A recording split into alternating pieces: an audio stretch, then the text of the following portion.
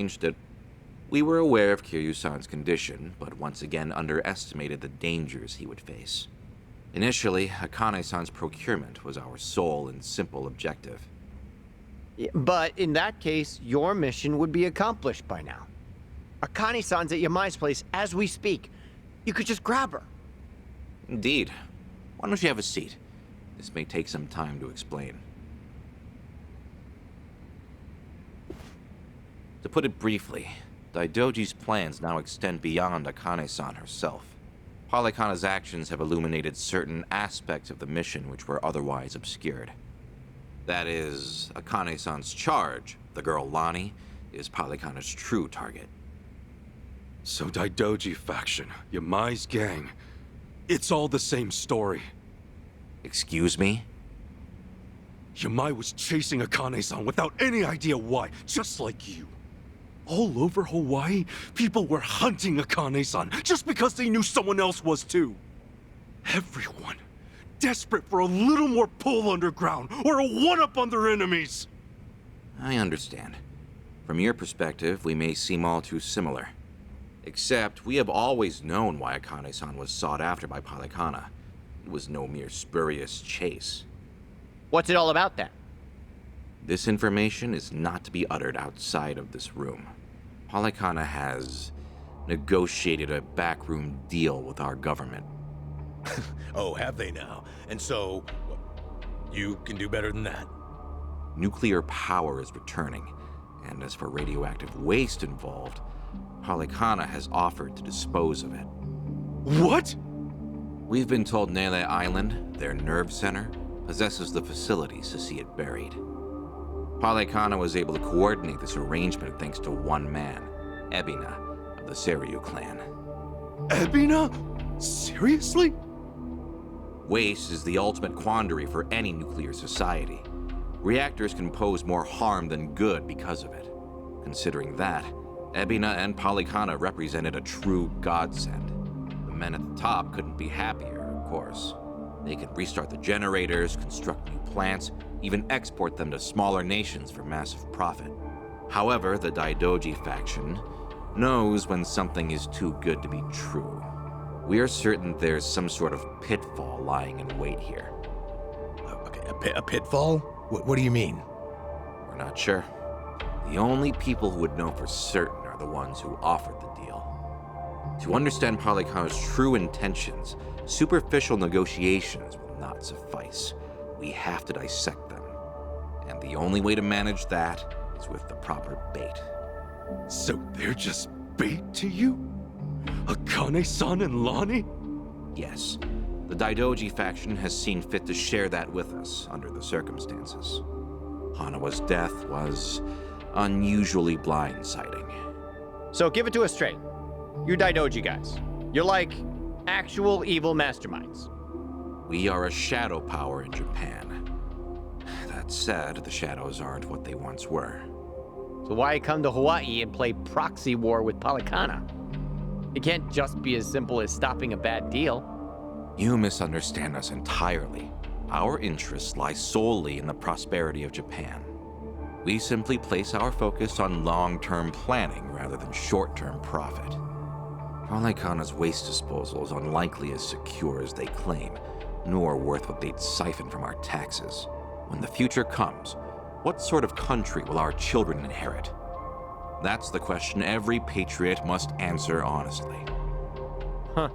Spoken like a true man in black. I've got a question. Assuming we get Lani back, what would be your next move? Just as before, we would escort her out of Polykhana's reach. We still have our aircraft prepared. Okay. In that case, let's say that right now, our goals are the same. Keeping Akane-san and Lani from Polykhana's hands. Certainly. Only one impediment. The man who betrayed us for the enemy. Yeah. Eichan. You said before, you found out more about him? Eiji Mitamura. Surprisingly, that's actually his real name. Started out as a political reporter for the Toto Post. Eichan worked at a paper? Indeed. Until his abrupt termination 5 years ago. after he was found guilty for vehicular assault. Some kind of hit and run? Seemingly. However, Mitamura insisted he was framed by Yakuza in his testimony. He specifically named the Arakawa family, saying they were colluding with the police commissioner. What? Apparently, he'd been on their case for some time, digging up evidence of corruption. Mitamura was good enough at his job to be considered a threat, and so he had to be silenced.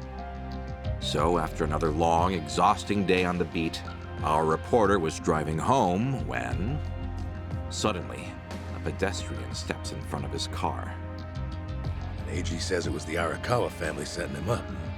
No real proof, of course. Then the car's EDR footage was examined in court. The victim was moving erratically. Even so, there's still nothing conclusive there. And when the victim denied any connection to Arakawa, it was the final nail. Fortunately, with only minor injuries sustained, it was ruled a fairly slight driver's error. He got off with a fine of a few 100,000 yen. However, his public reputation was another matter. Supposing the Arakawas really were behind the accident. Regardless of the verdict, they got what they were after the moment it happened. She said AG had no proof. Why do I feel like you know there's more to it? Even if the Arakawa family planned the incident, Masumi Arakawa's involvement is doubtful at best. No single reporter, however much noise they're making, would draw the Patriarch's attention. That said, Joe Sawashiro is another matter entirely. We would have to admit, this seems quite like his handiwork. Well, if it's really true, then AG and I have way more in common than I'd have thought. Mafia, Yakuza, whatever. We both had our lives fucked by these people. All right, so where does AG go from there? After being let go from the post, he decided to take up a new cause. A non-profit organization, Bleach Japan. Eichon? No way! He threw in with those bastards? The Arakawa family had cost him everything. Yakuza abolitionists like Bleach Japan must have seemed quite noble. Hardly difficult to see why he turned to them. Mitamura flourished within their network. Ryo Aoki quickly took notice of him, gave him leadership over the entire Tokyo metropolis. Wasn't Kume the head of the Yokohama branch? That's some trick of fate, huh, Kasuga? Yeah. One thing, though. So if Eichan hates Yakuza as much as he seems to, why would he work with Ebina? Does he actually buy into the whole second dissolution story? That's about the only reason that makes sense, given what we're hearing. A guy's so desperate for payback on the Yakuza. He'll help another Yakuza take them down. Hold on, you really think so? AG's a true believer in the dissolution. Okay, maybe, but the things he's done? Helping the Mafia kidnap a little girl? I can't imagine crossing those lines for revenge. Well, maybe you're less alike than you think. Eichan will just have to give us answers himself. All right, on. So what's next? Ebi now recruits AG, who takes Chitose's channel over?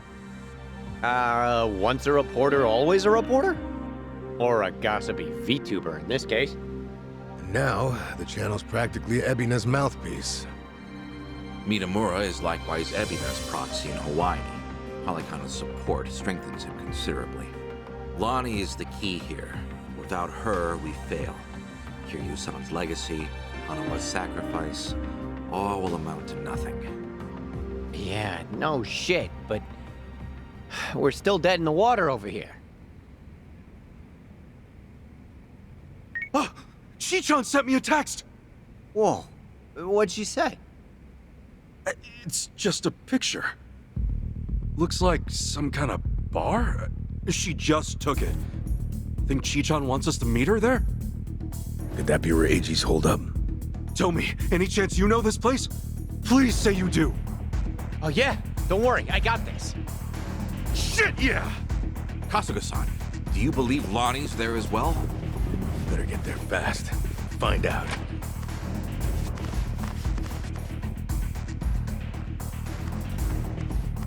Thanks, guys!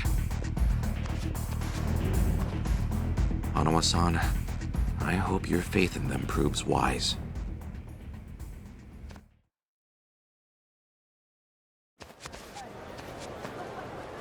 Ichiban.